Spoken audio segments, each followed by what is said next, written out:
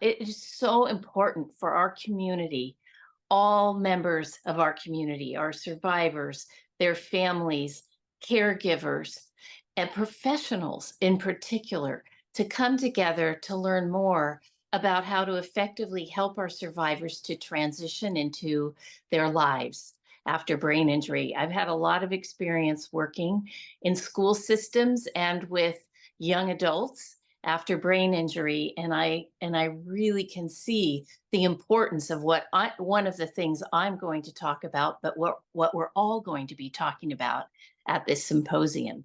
Oftentimes, when one does not understand how to communicate with a survivor, it results in a huge breakdown in communication. It results in frustration, anxiety, depression, and just not neither side feeling like they've made any progress. When I think about professionals, I know many and I've worked with many, and you can have knowledge of brain injury, but then there's that nuance of how to communicate with that survivor that can make the difference between a successful interaction and intervention and not.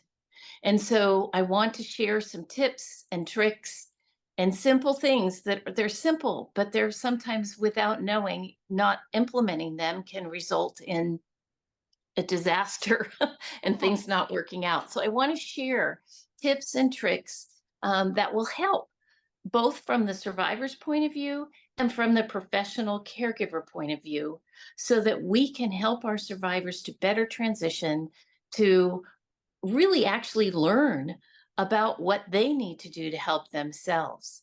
So I find this area one of high importance for helping our survivors. So I'm just hoping for greater knowledge and understanding and some tools so that they can implement what is going to help this interaction, so that there can be a better result in those appointments that they're having with this person who survived a brain injury, or that home interaction where you have a breakdown, a communication breakdown, and everybody's frustrated. I want people to come away with tools. The other thing that's really important about this symposium is the opportunity to ask questions and share stories. That's a big part of this. So we can talk about real things in each person's experience, life, interaction.